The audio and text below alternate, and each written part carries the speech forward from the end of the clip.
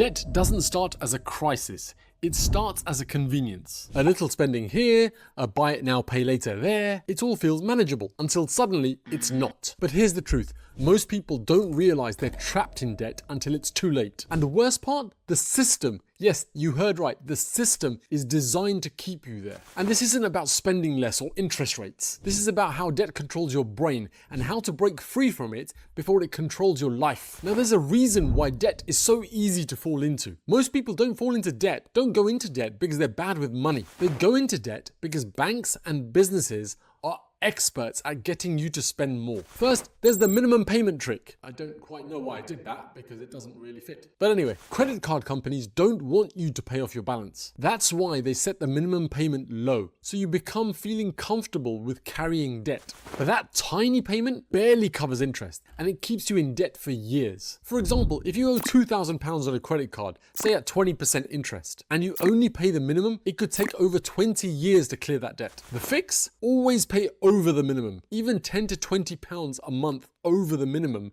can make a huge difference. Then there's the buy now, pay later trap. I did it again. There's loads of buy now, pay later services out there, and they genuinely do make spending feel painless. That's what they're designed for. Instead of £100 now, it's just £25 today. But multiply that over multiple purchases, and now you're drowning in payments. It's kind of like taking a mortgage out, but for your daily spending. That's crazy. For example, the average buy now, pay later user in the UK has £293 in unpaid balances. And many don't realize they're building hidden debt. The fix is pretty simple. Boring, but simple. If you can't afford to pay for it now, then you can't afford to pay for it later. So don't buy the damn thing. But just before delving in, I want to tell you something. 88% of people who watch my videos are not subscribers. To reach more people and to help them in their quest to become better with their money, can I ask you, if you're not already a subscriber, to hit the subscribe button? It would really help me get the channel out. Thanks for doing that. Now back to the video. Then there's the 0% for X months scam. And it's not really a scam, but you've got to be very, very disciplined and very, very careful with these. They can be useful, but if you're not disciplined, if you know you're not disciplined or not disciplined yet, then I'd really stay clear.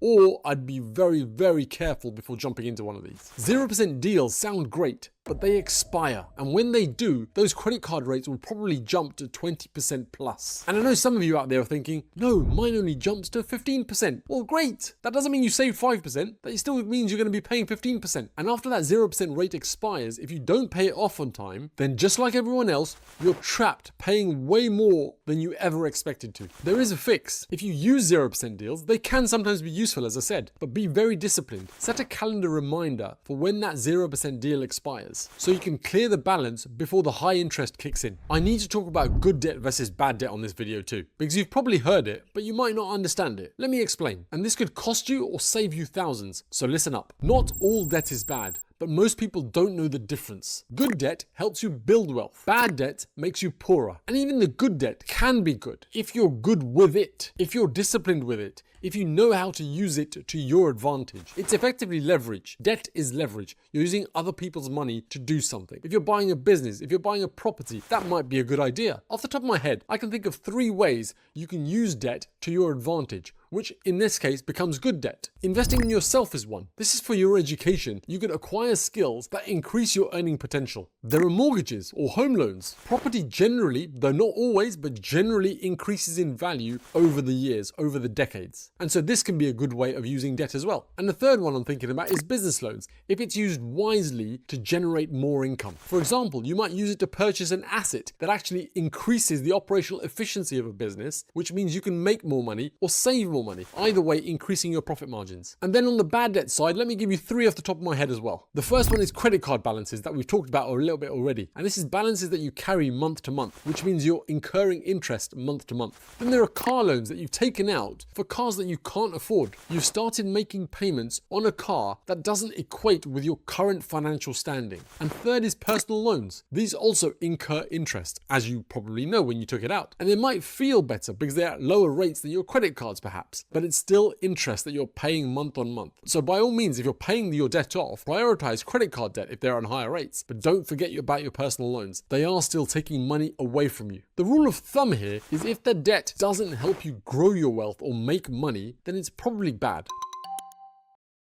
Now let's talk about how to pay off debt faster if you find yourself in this position. I've done videos on how to pay off debt in the past, so I'm not going to cover it in depth here, but I'll link to it somewhere over here or somewhere here and below in the show notes so that you can watch them at your own leisure. But let me cover it at a high level. Once you're in debt, you need a strategy to sort it out. Simply sticking your head in the sand isn't going to cut it. There are two proven ways to pay off debt. You should pick the one that works best for you or makes most sense to you. There's the Snowball method, and it gives a psychological boost to help you keep going. You list all your debts out and you pay off the smallest one first, the one with the smallest balance, regardless of the interest rate that you're getting charges on it. Once it's gone, add that payment to the second smallest debt and keep paying it off every month. Repeat this for the third, fourth, fifth, and whatever else until you're debt free. And why it works is small wins keep you motivated, making it easier for you to stay on track. Then there's the Avalanche method, and this one saves the most money. Again, list all your debts out and then start paying off the debt with the highest interest rate first, regardless of the balance. Keep making minimum payments on everything else. Once that's gone, move on to the next highest interest rate debt and start paying that one off, and so on and so forth. Why it works is because you pay less interest overall, meaning you clear your total debt faster. You might be asking yourself, which one's better for me? Well, if you're highly motivated, I would go for the Avalanche method because it helps you save more money overall. But if you think you need small wins to stay motivated, then use the Snowball method. Now let's tackle the most important question once you've cleared all your debt, or if you never want to get into debt. How to stay out of debt forever without feeling miserable about it. Getting out of debt is great, but staying out of debt is even more important. Step 1. Create a no bad debt rule. If you can't buy it without borrowing, you can't afford it yet. That simple rule, if you tell yourself it again and again, stops you making purchases on impulse. It stops you getting to that decision point about debt in the first place. Step 2. Automate your future savings. Even £10 a week into a savings account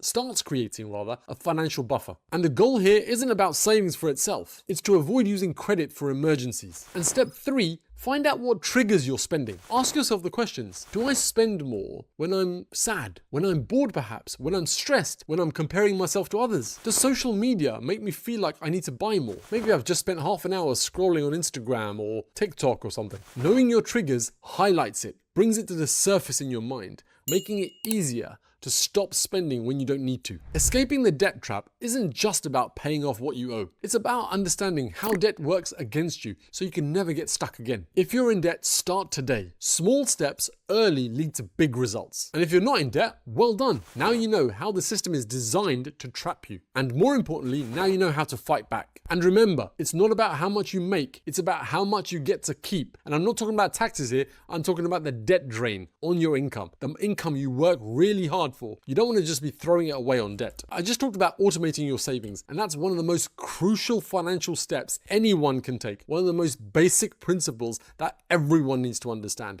If that's something you want to know more about and make sure it's part of your financial life, then in this video, I go into much more detail about what it is and how you can use it.